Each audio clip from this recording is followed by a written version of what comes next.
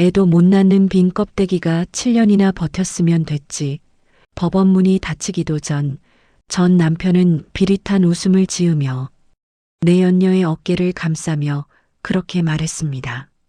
그 순간 이수의 눈빛이 서늘하게 변했습니다.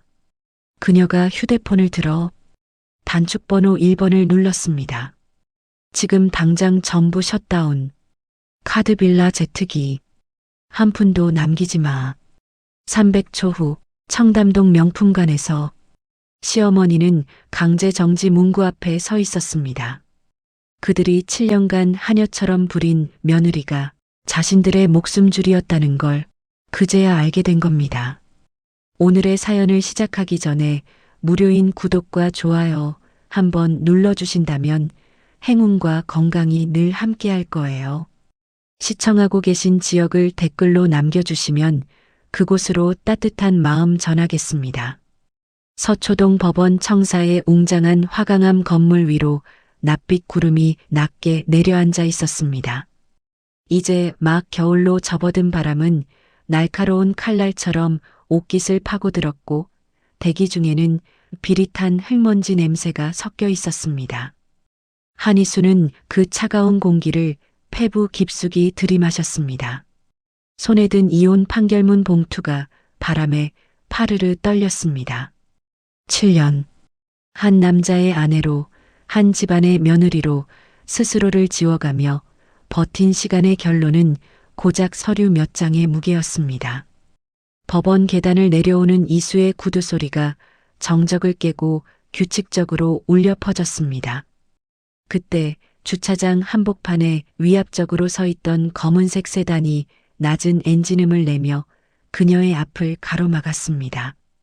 차창이 매끄럽게 내려가고 그 너머로 익숙한 얼굴이 드러났습니다. 전 남편 민태주였습니다.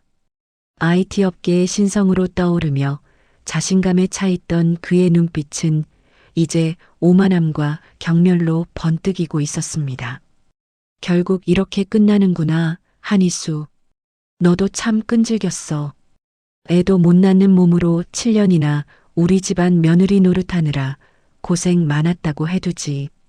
태주는 비릿한 웃음을 지으며 조수석에 앉은 여자의 허리를 감싸 안았습니다. 서지연. 하얀 의사 가운을 벗어 던지고 화려한 명품 코트를 걸친 그녀는 성진대학병원 난임센터의 센터장이자 이수가 지난 7년간 생명의 은인으로 믿고 의지했던 주칭이었습니다. 지아는 선글라스를 살짝 내리며 이수를 머리끝부터 발끝까지 벌레 보듯 훑어내렸습니다. 이수 씨, 마지막으로 내 환자였으니까 내가 진심 어린 충고 하나만 할게.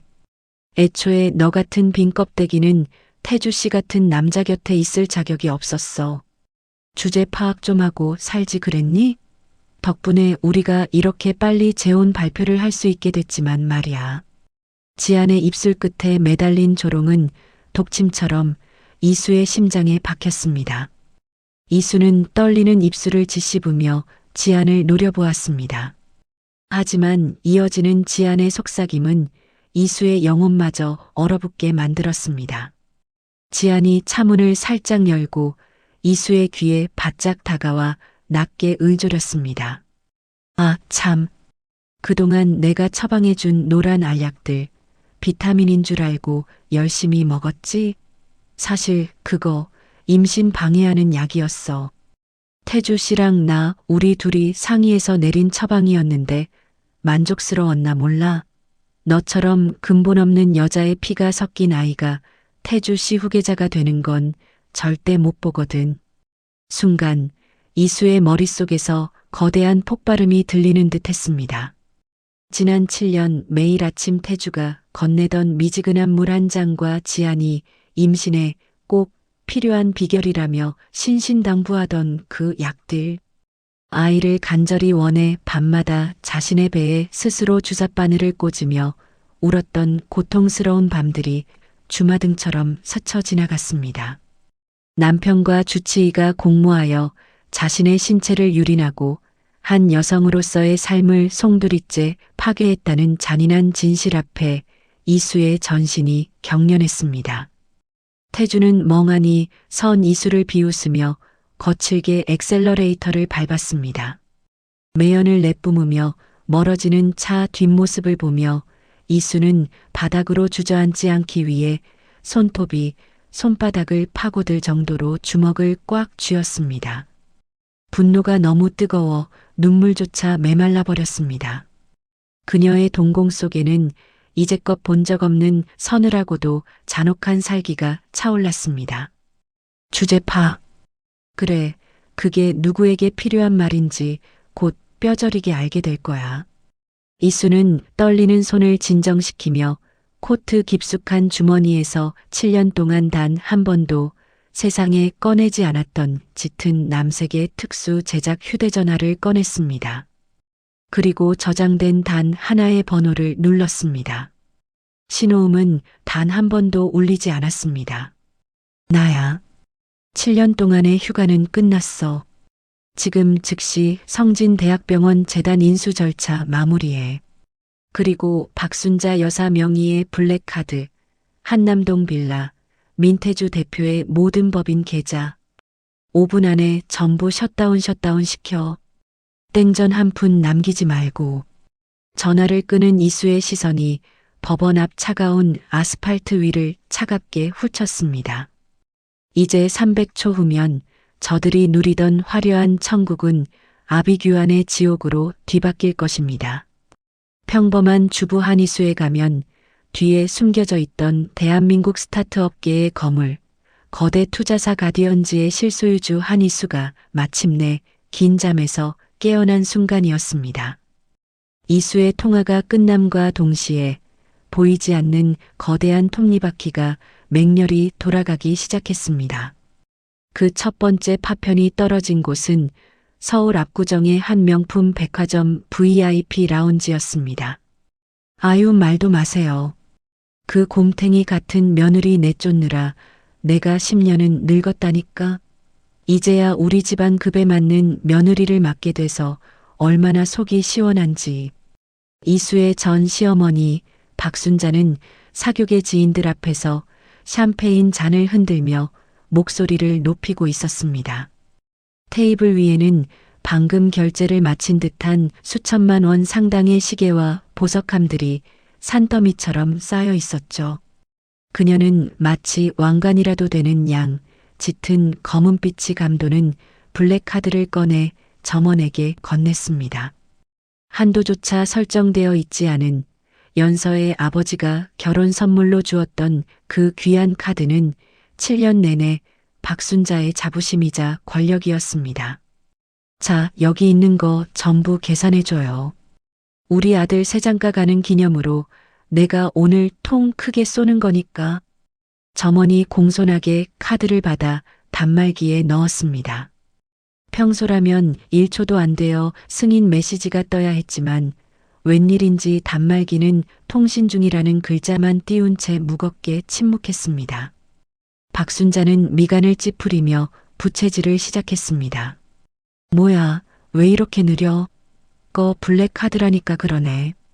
하지만 잠시 후 단말기에서는 날카로운 경고음과 함께 붉은 글씨가 전멸했습니다. 승인 거절 강제 정지된 카드입니다. 점원의 표정이 미묘하게 굳어지며 조심스럽게 입을 뗐습니다. 손님, 죄송합니다만 이 카드는 현재 본사 측에서 강제로 사용을 정지시킨 것으로 확인됩니다. 혹시 다른 카드가 있으실까요? 뭐라고? 그럴 리가 없어. 이게 어떤 카드인데 정지가 돼? 다시 해봐요, 당장. 박순자가 소리를 지르자 평화롭던 라운지의 시선이 일제히 쏠렸습니다. 점원이 다시 시도했지만 결과는 마찬가지였습니다. 아니, 이번에는 더 가혹한 메시지가 떴습니다. 분실 및 도난 신고 마이너스 해당 카드를 즉시 회수하고 보안팀에 인계하십시오. 손님, 죄송하지만 절차상 이 카드는 저희가 회수해야 합니다. 그리고 점원의 말이 끝나기도 전에 박순자의 휴대폰으로 문자 메시지가 폭풍처럼 쏟아졌습니다. 경고 한남동 빌라 임대 계약이 즉시 해지되었습니다. 1시간 이내에 퇴거하십시오. 경고 제네시스 지구심 리스 계약 파기로 인해 현장 회수 조치됩니다. 공지 에이펙스 민테주 대표의 모든 법인 계좌가 내부 조사로 인해 동결되었습니다. 이게 다 뭐야? 태주야, 태주야. 박순자가 비명을 지르며 자리에서 일어났지만 이미 백화점 보안 요원 2명이 그녀의 앞을 막아섰습니다. 손님, 카드 도용 의심 신고가 접수되었습니다. 잠시 사무실로 동행해 주셔야겠습니다. 이거 놓으라고. 내가 누군지 알아? 나 에이펙스 민테주 대표 어머니야. 하지만 그녀가 휘두르는 명품 가방은 힘없이 바닥으로 떨어졌고 방금 전까지 아부를 떨던 지인들은 오물을 본 듯 눈살을 찌푸리며 슬금슬금 멀어졌습니다. 7년 동안 이수가 남모르게 쏟아부은 자본으로 쌓아 올린 가짜 성벽이 단 5분 만에 무너져 내리는 순간이었습니다. 같은 시각 법원 근처 카페 창가 자리에 앉은 이수는 태블릿 PC를 통해 실시간으로 들어오는 동결 완료 보고서를 확인하고 있었습니다. 그녀의 곁에는 가디언즈의 대표이사 강도윤이 정중히 서서 따뜻한 홍차를 따랐습니다. 대표님 요청하신 대로 모든 자산 회수 완료했습니다. 박순자 여사는 현재 백화점 보안실에 억류 중이며 민태주 대표의 차량은 견인차에 실려갔습니다.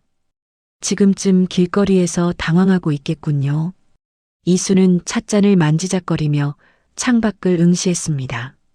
그녀의 눈에는 슬픔도 기쁨도 없었습니다. 오직 서늘한 이성만이 번득이고 있었죠. 도윤아, 이제 시작이야. 7년 동안 그들이 누린 천국은 내가 지불한 값이었어. 이제 그 값을 돌려받지 못하게 되었으니 그들이 어떤 괴물로 변할지 지켜봐야지. 이수의 입술 끝에 비릿한 미소가 번졌습니다. 서지안이 처방했던 그 노란 알약의 쓴맛이 아직도 혀끝에 남아있는 듯 했습니다. 성진대학병원 쪽은 이사회가 소집되었습니다. 서지안 교수의 차기 병원장 임용은커녕 오늘 저녁부터 본인의 진료실 출입조차 금지했습니다. 이사장님이 직접 임명하신 보안팀이 배치되었거든요. 이수는 태블릿을 덮고 자리에서 일어났습니다. 그녀가 카페를 나서는 길 위로 차가운 겨울 햇살이 길게 늘어졌습니다. 7년의 인내가 끝난 곳에서 가장 잔혹한 복수의 서막이 오르고 있었습니다.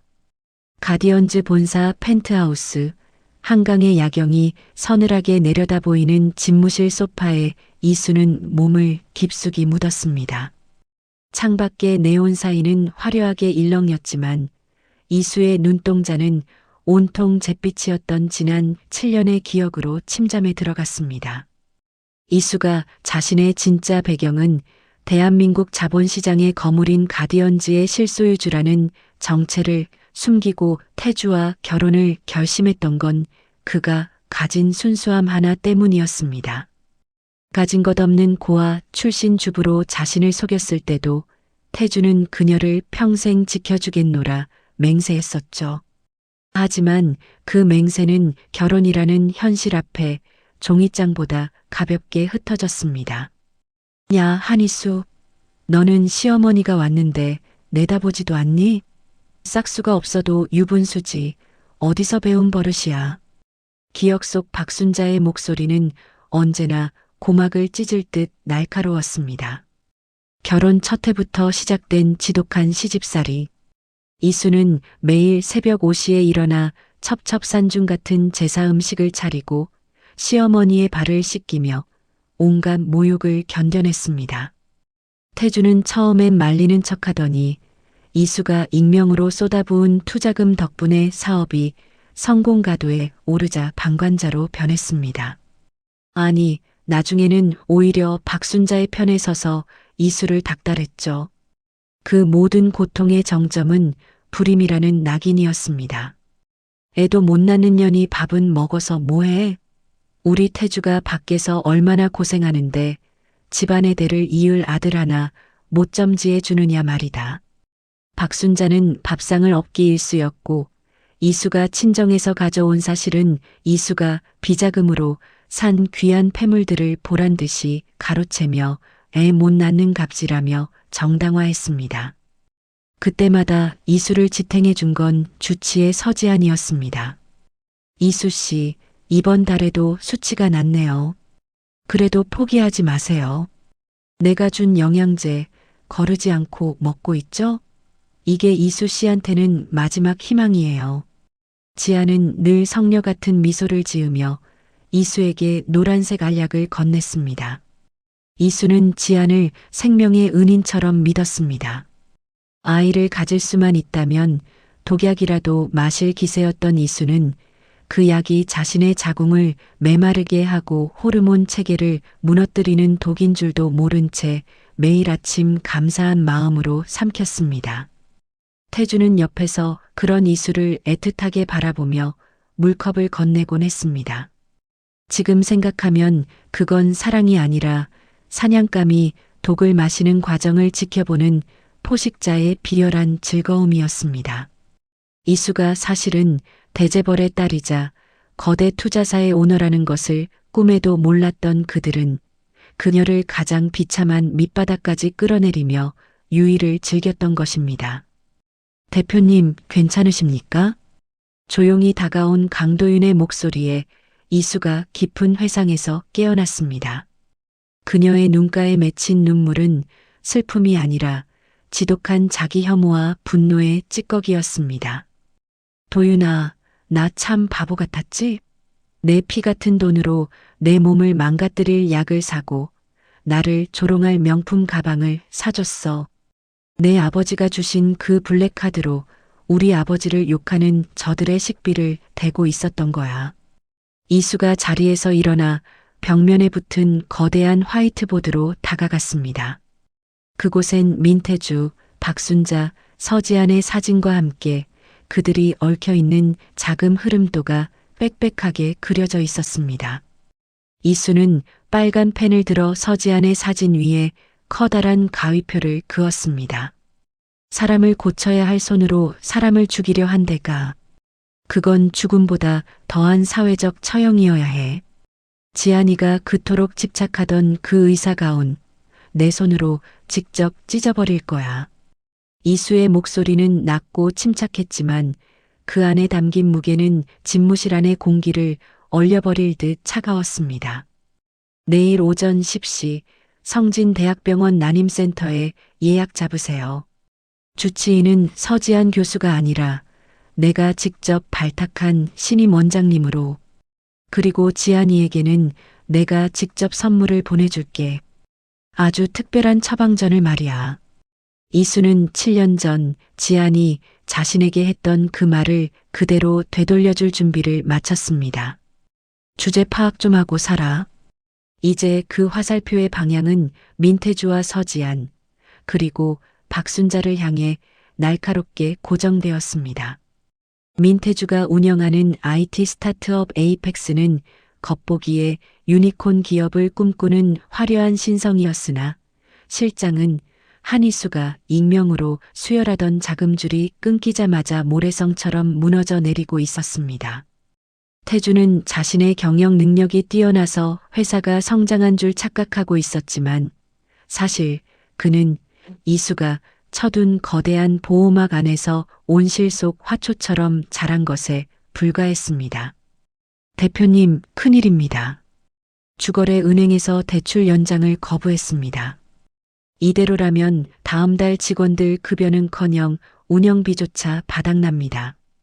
비서의 다급한 보고에 태주는 머리를 감싸쥐었습니다. 서지안과 재혼의 병원을 증축해주겠다는 호언장담을 한 지 불과 며칠 만에 닥친 위기였습니다. 바로 그때 구원줄 같은 소식이 들려왔습니다. 국내 최대 엔젤 투자사 가디언즈에서 에이펙스에 관심을 보인다는 소문이었습니다. 가디언즈라고? 거기 투자만 받으면 상장은 따놓은 당상이야. 태주는 흥분하여 서지안에게 전화를 걸었습니다. 지안아, 역시 하늘은 내 편인가 봐. 가디언즈에서 투자를 검토하겠대. 이번 투자만 성사되면 내 병원 서울에서 제일 크게 지어줄게.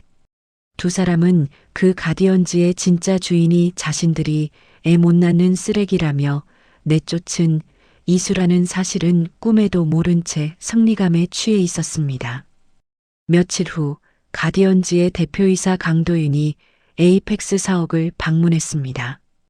태주는 90도로 허리를 숙이며 그를 맞이했습니다. 도윤은 서늘한 미소를 지으며 계약서를 내밀었습니다. 민 대표님, 저희 가디언즈의 조건은 간단합니다. 상장 전까지 에이펙스의 모든 자산과 지분을 담보로 제공해 주십시오. 대신 상장 직후 저희가 보유한 지분을 높은 가격에 매수할 수 있는 우선권을 드리겠습니다. 이것은 전형적인 독이 든 성배였습니다. 담보 범위가 너무 넓었지만 급전이 필요했던 태주에게는 오직 장밋빛 미래만 보였습니다. 태주는 서지안의 조언에 따라 한치의 의심 없이 도장을 찍었습니다. 역시 내 아내는 똑똑해. 의사라 그런지 리스크 분석도 빠르네. 하지만 그들이 사인한 계약서 구석에는 대표이사의 도덕적 해이나 범죄 연루 시 모든 투자금은 즉시 회수하며 담보권은 가디언즈가 행사한다는 독소 조항이 깨알 같은 글씨로 박혀 있었습니다. 그 시각 가디언즈 본사 집무실에서 이 과정을 모니터링하던 이수는 차갑게 의졸였습니다. 민태주, 내가 가진 그 얄팍한 욕심이 너를 가장 비참한 곳으로 끌어내릴 거야. 가장 높이 올라갔을 때 추락하는 게 얼마나 아픈지 내가 직접 보여줄게. 이수는 도윤에게 다음 지시를 내렸습니다. 에이펙스의 회계 장부 중 서지안에게 연구비 명목으로 흘러간 자금 내역들 전부 따로 정리해서 금융감독원에 제보할 준비하세요. 그리고 서지안이 진행하던 국책연구 사업 있지? 그 사업의 감사위원으로 우리 쪽 사람을 투입하세요. 이제 그 여자의 가온을 벗길 차례야. 이수의 지시는 정교하고도 잔인했습니다. 태주에게는 상장이라는 헛된 꿈을 먹여 몸집을 불리게 한 뒤 한순간에 그 기반을 무너뜨리고 지안에게는 태주로부터 받는 검은 돈이 얼마나 치명적인 독약인지를 깨닫게 할 완벽한 덫이었습니다. 태주는 그날 밤 지안과 함께 최고급 호텔 펜트하우스에서 샴페인을 터뜨렸습니다. 이수가 차가운 빗속에서 쫓겨나던 그날처럼 창밖엔 비가 내렸지만 그들은 알지 못했습니다. 자신들이 마시는 그 달콤한 술이 사실은 파멸로 가는 마지막 만찬임을. 성진대학병원 난임센터는 오늘도 아이를 간절히 원하는 부부들로 북새통을 이루고 있었습니다. 그 중심에는 난임의 신이라 불리는 센터장 서지안이 있었습니다. 그녀는 티 없이 하얀 의사가운을 입고 세상에서 가장 자비로운 미소를 지으며 환자들을 맞이하고 있었죠. 서 센터장님, 이번 이사회에서 차기 병원장 후보로 단독 추대되실 가능성이 높답니다.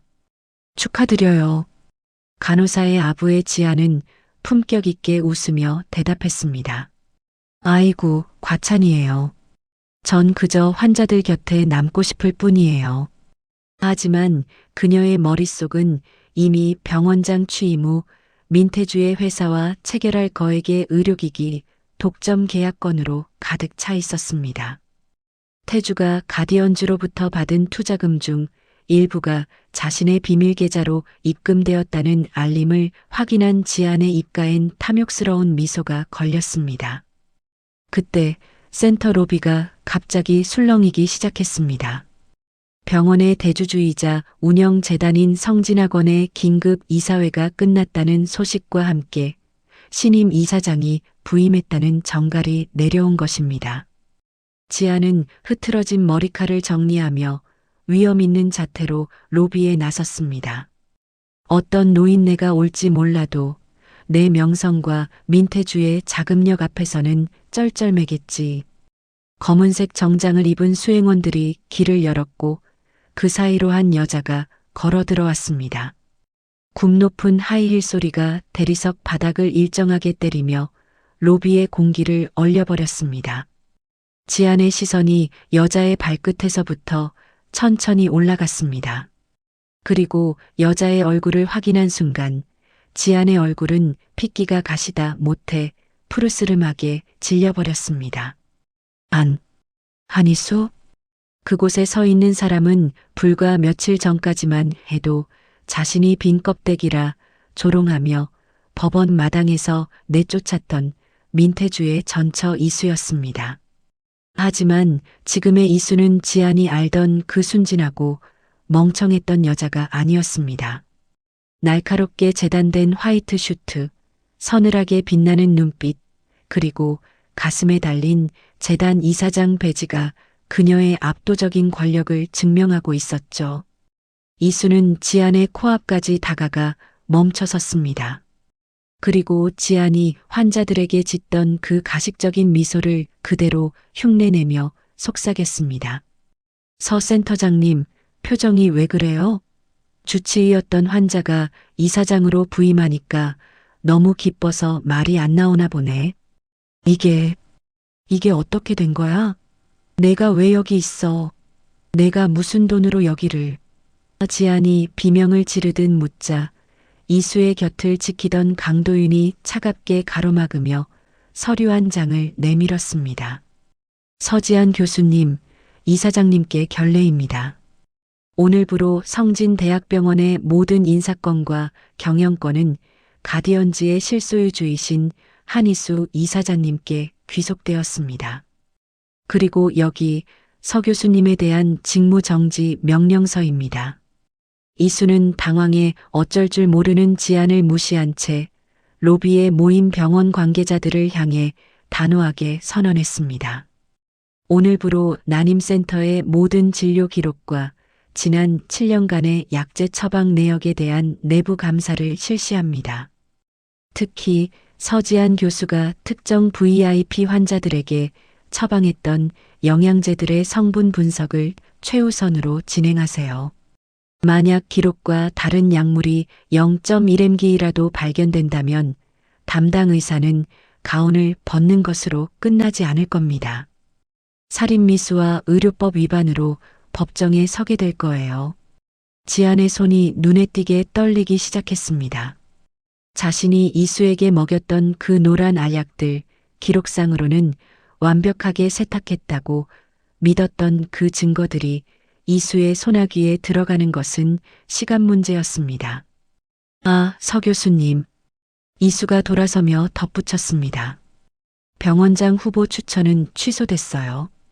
대신 검찰윤리위원회에서 당신을 찾을 거예요. 당신이 민태주 대표랑 짜고 내 몸에 무슨 짓을 했는지 대한민국 모든 의사와 환자가 알게 될 거니까 기대해요. 아, 참. 내가 태주한테 받은 그 더러운 돈들, 가디언즈 투자금인 거 알지? 그거 장부 조작으로 걸리면 너도 공범이야.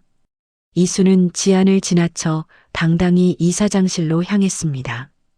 지안은 거대한 병원 로비 한복판에서 사시나무 떨듯 떨며 주저앉았습니다. 환자들이 존경 어린 눈빛으로 바라보던 성녀 서지안의 명성이 처참하게 금 가는 소리가 병원 가득 울려 퍼지는 듯 했습니다. 성진대학병원 로비에서 처참하게 무너진 서지안은 넋이 나간 채 민태주의 사무실로 달려갔습니다. 하지만 그곳 역시 아비규환이긴 마찬가지였습니다. 사무실 입구에는 이미 압류를 알리는 붉은 딱지가 붙기 시작했고 직원들은 동요하며 짐을 싸고 있었죠. 태주 씨, 어떻게 된 거야? 한희수, 그년이 우리 병원 이사장으로 왔어. 내 진료실도 뺏기고 직무정지까지 당했다고. 지안의 비명에 태주는 헝클어진 머리를 쥐어뜯으며 고개를 들었습니다. 그의 눈은 핏발이 서 있었고 책상 위에는 가디언즈로부터 날아온 투자금 전액 회수 및 담보권 행사 통지서가 널브러져 있었습니다. 나도 알아. 지금 우리 계좌 다 묶였어. 가디언즈. 그게 한희수 회사였대. 우리가 그년 손바닥 위에서 놀아난 거라고. 태주가 포효하며 책상 위에 명패를 내던졌습니다. 두 사람은 비로소 자신들이 건드린 사람이 누구였는지, 7년 동안 자신들이 얼마나 거대한 괴물의 꼬리를 밟고 있었는지 깨달았습니다. 하지만 인간의 욕심과 악의는 막다른 길에 몰릴수록 더 추악하게 발악하는 법이었습니다. 이대로 죽을 순 없어. 태주 씨, 한희수가 재벌가 딸이라는 거 아무도 모르잖아. 그년이 가디언즈 오너라는 걸 세상이 알면 오히려 역풍을 맞게 할 수 있어. 지안의 눈이 번뜩였습니다. 그녀는 떨리는 손으로 비밀 금고를 열어 서류 한 뭉치를 꺼냈습니다. 7년 전 이수가 처음 병원을 찾았을 때 적었던 인적사항과 지안이 몰래 뒷조사해 두었던 이수의 과거 기록들이었습니다. 한이수가 정체를 숨기고 당신이랑 결혼한 거, 그거 사기 결혼으로 몰고 가자. 그리고 내가 처방한 약? 그거 사실은 한이수가 정서적으로 불안정해서 처방받은 정신과 약물이었다고 조작하면 돼. 의사인 내 말이 먹힐 거야. 언론에는 재벌가 상속녀의 갑질과 학벌 위조 프레임을 씌우는 거지. 태주도 지안의 제안에 눈을 빛냈습니다. 그래, 요즘 세상은 진실보다 자극적인 가십에 더 민감하니까. 한이수를 돈으로 병원을 사고 전 남편을 파멸시키려는 미친 여자로 만드는 거야. 내 인맥을 동원해서 찌라시부터 뿌리자. 두 사람은 즉시 실행에 옮겼습니다. 지아는 친분이 있던 의학 전문 기자에게 연락해 성진대학병원 신임 이사장이 직권을 남용해 개인적인 복수를 하고 있으며 과거 정신질환 이력이 있다는 대형 오보를 흘렸습니다. 태주는 인터넷 커뮤니티와 익명 게시판에 이수가 과거에 꽃뱀처럼 접근해 자신을 이용했다는 허위 글을 유포하기 시작했습니다. 반나절도 지나지 않아 인터넷 포털 사이트는 성진병원 이사장의 갑질, 가디언즈 오너의 사생활 같은 자극적인 헤드라인으로 도배되었습니다. 여론은 급격히 이수에게 불리하게 돌아갔습니다. 돈이면 다냐, 의사를 협박하다니 무섭다는 비난 댓글이 쏟아졌고 가디언즈 본사 앞에는 기자들이 진을 치기 시작했습니다. 이 소식을 접한 강도윤은 분노를 참지 못하고 이수의 집무실로 들어왔습니다. 대표님, 민태주와 서지안이 선을 넘었습니다. 허위사실 유포와 명예훼손으로 즉시 고소장을 접수하겠습니다. 언론사에도 정정보도 요청을 넣었고요. 하지만 창밖을 보며 조용히 차를 마시고 있던 이수는 의외로 담담했습니다. 그녀의 입가에는 오히려 서늘한 미소가 걸려 있었습니다. 아니, 도윤아. 고소하지 마. 보도 자료도 내지 말고. 네. 하지만 저들의 거짓말의 여론이 저들이 가장 자신 있어 하는 거짓말이라는 무대로 직접 올라오게도 스스로 판 무덤이 깊을수록 묻히기도 쉬운 법이니까. 이수는 찻잔을 내려놓으며 책상 위에 놓인 녹음기 하나를 켰습니다. 그 안에서는 지안이 이수에게 임신방해 약을 먹였다고 속삭였던 법원 앞에서의 고백, 그리고 태주와 지안이 공모해 회계장부를 조작하던 은밀한 대화들이 흘러나왔습니다. 지안이가 자기 입으로 정신과 약물 운운했지? 그럼 조만간 대중 앞에서 그 말을 증명하라고 판을 깔아줘야겠네. 도윤아, 성진대학병원 개원 기념 자선 파티 스케줄 앞당겨. 대한민국 정재계 인사들과 언론사 카메라가 전부 모이는 자리로. 이수의 눈빛이 차갑게 빛났습니다. 악역들이 최후의 보루라고 믿었던 여론이라는 칼날이 어떻게 그들의 목을 치는 부메랑이 되어 돌아갈지 이수는 이미 모든 설계를 마친 상태였습니다. 성진대학병원 개원 기념 자선 파티 당일, 병원 대강당은 정재계 인사들과 화려한 드레스를 입은 사교계 명사들, 그리고 취재 열기로 가득한 기자들로 발 디딜 틈이 없었습니다. 민태주와 서지아는 이 자리를 자신들의 역전 승부처로 삼았습니다. 지아는 우아한 드레스 차림으로 카메라 앞에 서서 애처로운 표정을 지었습니다. 저는 그저 환자를 지키고 싶었습니다. 신임 이사장님의 개인적인 감정으로 병원 시스템이 무너지는 것을 더는 지켜볼 수 없었습니다.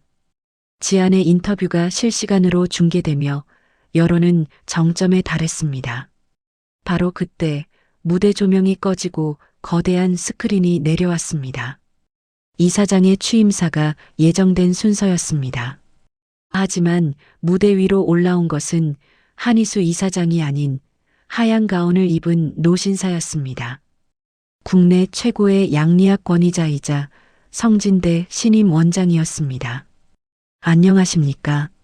저는 오늘 이 병원에서 자행된 끔찍한 의료 범죄에 대해 말씀드리고자 합니다. 장내에 찬물이 끼얹어진 듯한 정적이 흘렀습니다.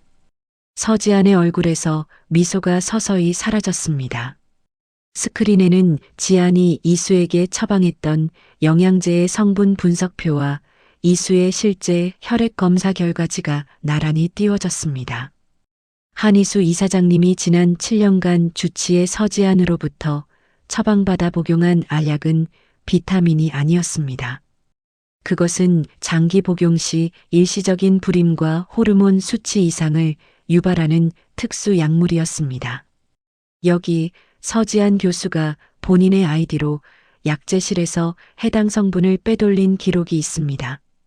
기자들의 카메라 플래시가 광적으로 터지기 시작했습니다. 당황한 민태주가 소리를 질렀습니다. 이건 조작이야. 한희수가 돈으로 매수한 거라고. 하지만 이수의 반격은 여기서 끝이 아니었습니다. 스크린의 화면이 바뀌며 며칠 전 법원 앞에서 지안이 이수의 귀에 대고 속삭였던 음성이 대강당 스피커를 통해 천둥처럼 울려 퍼졌습니다. 지안의 음성 사실, 그거 임신 방해하는 약이었어. 태주 씨랑 나 우리 둘이 상의해서 내린 처방이었는데 만족스러웠나 몰라. 대중의 경악 섞인 비명이 터져 나왔습니다. 지아는 다리가 풀려 무대 아래로 주저앉았습니다. 민태주는 도망치듯 출구를 향했지만 이미 배치된 보안 요원들이 그를 가로막았습니다. 그 순간 무대 뒤에서 한희수가 천천히 걸어 나왔습니다. 서지안 교수, 당신이 말한 환자를 지키는 마음이 고작 이런 거였나요? 그리고 민태주 대표님, 당신이 사랑한다던 아내를 죽음보다 더한 지옥으로 밀어넣은 대가가 고작 에이펙스의 상장이었습니까? 이수는 차갑게 웃으며 태블릿을 들어 올렸습니다. 화면에는 에이펙스의 분식회계 자료와 서지안의 비밀 계좌로 흘러간 투자금 세탁 내역이 실시간으로 금융감독원에 전송되고 있는 모습이 비춰졌습니다. 당신들이 7년 동안 나를 빈 껍데기라 불렀지? 이제 진짜 빈 껍데기가 되는 게 누구인지 똑똑히 봐. 현장에는 미리 대기하고 있던 검찰 수사관들이 들이닥쳤습니다. 서지아는 의료법 위반 및 살인미수 혐의로, 민태주는 자본시장법 위반 및 횡령 혐의로 전 국민이 보는 라이브 카메라 앞에서 수갑이 채워졌습니다. 7년의 거짓 성벽이 무너지고 진실이 태양 아래 드러나는 순간이었습니다. 수만 명의 시청자가 실시간으로 지켜보는 가운데 수갑이 채워진 민태주와 서지안의 모습은 그날 저녁 모든 뉴스 채널의 메인을 장식했습니다. 하지만 이수에게 그들의 체포는 복수의 완성이 아닌 본격적인 파멸의 서막일 뿐이었습니다. 가장 먼저 무너진 것은 민태주의 전부였던 에이펙스였습니다. 상장이라는 장밋빛 꿈을 먹고 부풀려졌던 기업 가치는 단 하루 만에 휴지 조각이 되었습니다. 가디언즈가 투자금 회수콜 아프션을 선언하고 담보권을 행사하자 에이펙스의 모든 경영권은 한순간에 이수의 손으로 넘어왔습니다. 대표님, 민태주 대표의 개인 자산 압류도 시작되었습니다. 그가 지안에게 사준 강남의 아파트, 수입차, 그리고 은닉해둔 비자금 계좌까지 전부 가압류 조치했습니다. 강도윤의 보고를 들으며 이수는 창밖을 응시했습니다. 태주가 그토록 자랑스러워하던 에이펙스 사옥 전광판에는 이제 그의 이름 대신 가디언즈의 로고가 차갑게 박혀 있었습니다. 한편 구치소에 수감된 서지안의 상황은 더욱 처참했습니다.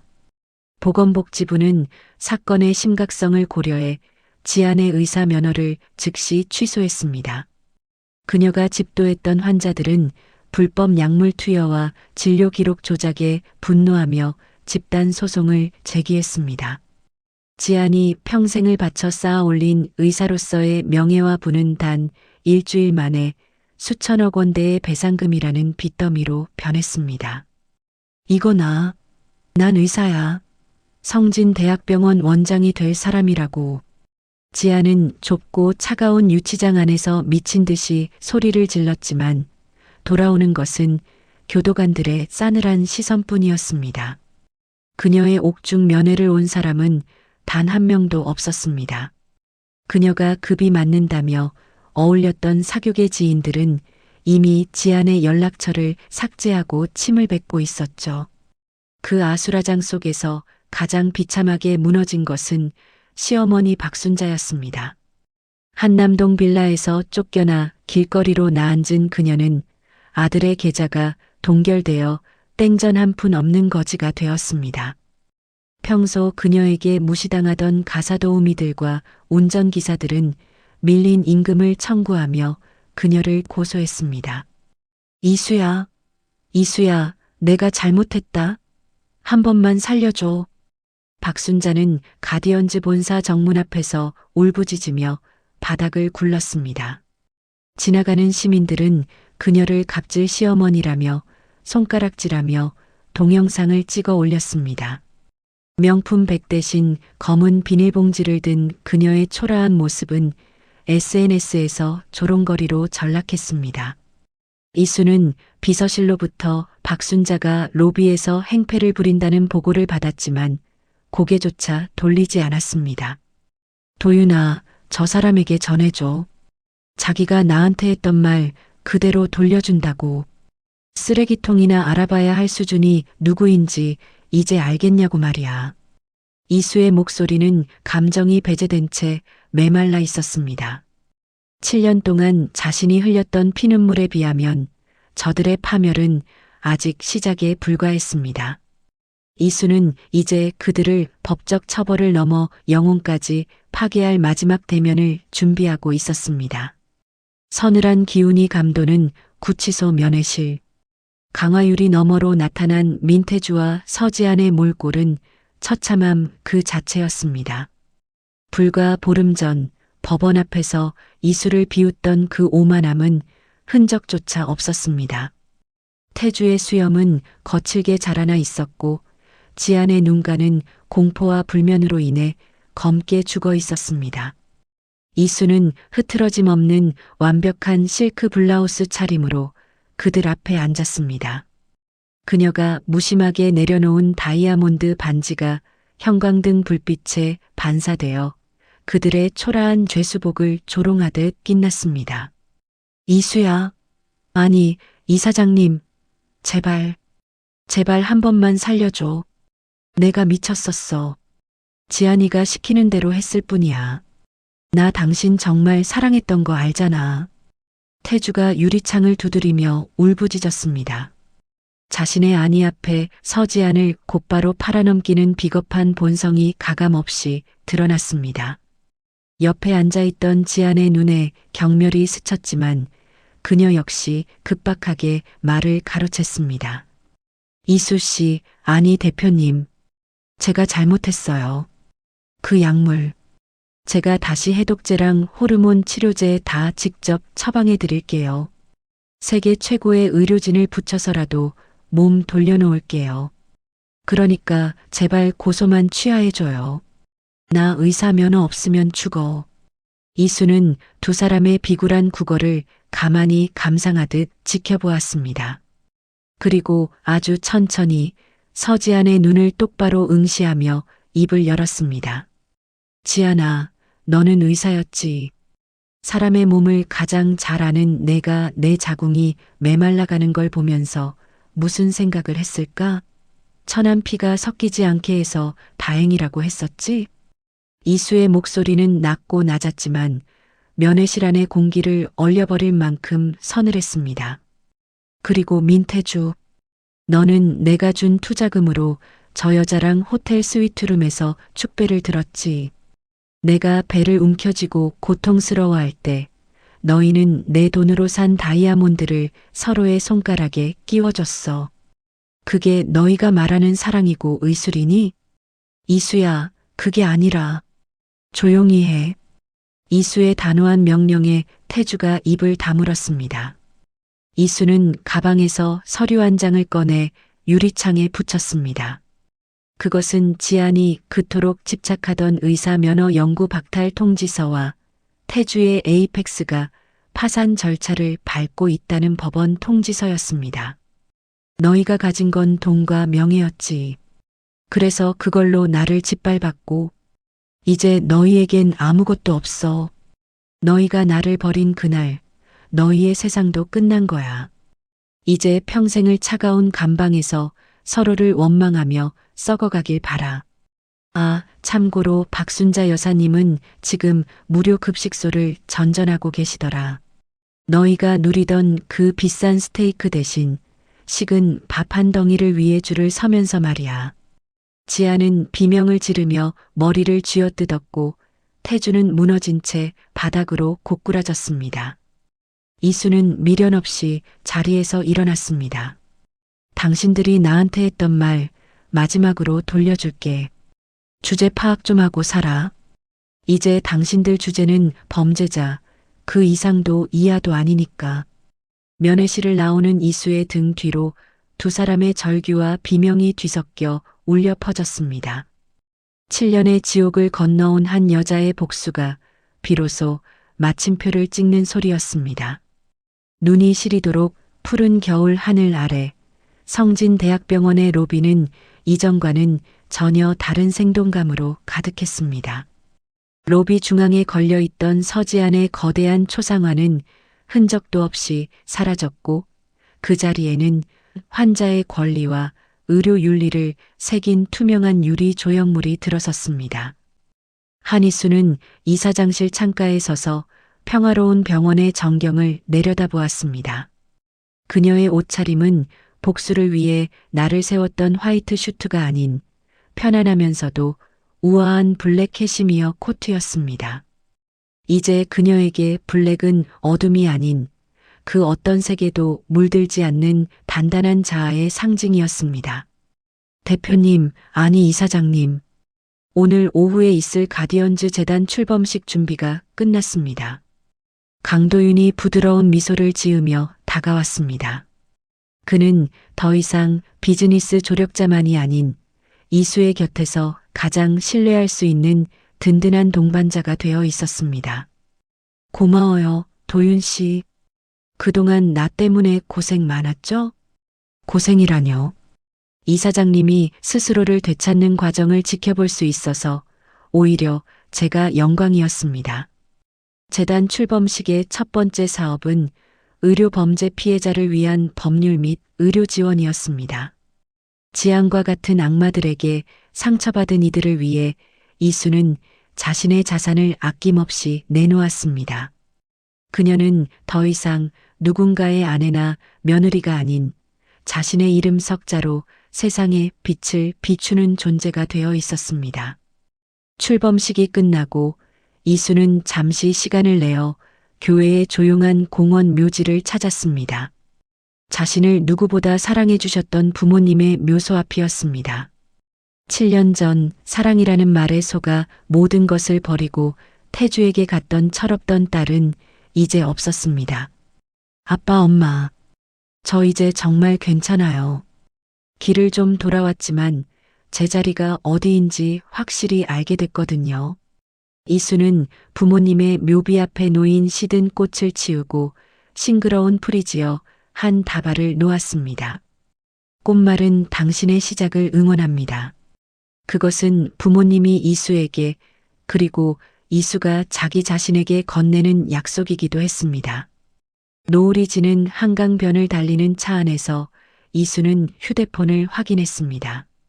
민태주와 서지안의 1심 선고 공판 뉴스가 떠 있었습니다. 징역 15년. 예상보다 무거운 형량이었지만 이수의 마음속에는 더 이상 증오나 분노의 불꽃이 일렁이지 않았습니다. 그들은 이미 그녀의 인생에서 완전히 삭제된 먼지보다 가벼운 존재들이었으니까요. 집으로 돌아온 이수는 테라스에 서서 강바람을 맞았습니다. 차가웠던 겨울바람이 어느덧 코끝을 간지럽히는 이른 봄의 기운을 머금고 있었습니다. 지독했던 7년의 겨울이 지나고 드디어 한이수의 인생에도 진짜 봄이 찾아오고 있었습니다. 그녀는 잔에 담긴 와인을 한 모금 마시며 조용히 은조렸습니다. 잘 가, 나의 어두웠던 시간들아. 이제 진짜 내 삶을 살 시간이야. 검은 어둠 속에서 가장 밝게 빛나는 별처럼 한이수의 새로운 운명은 이제 막 찬란하게 시작되고 있었습니다.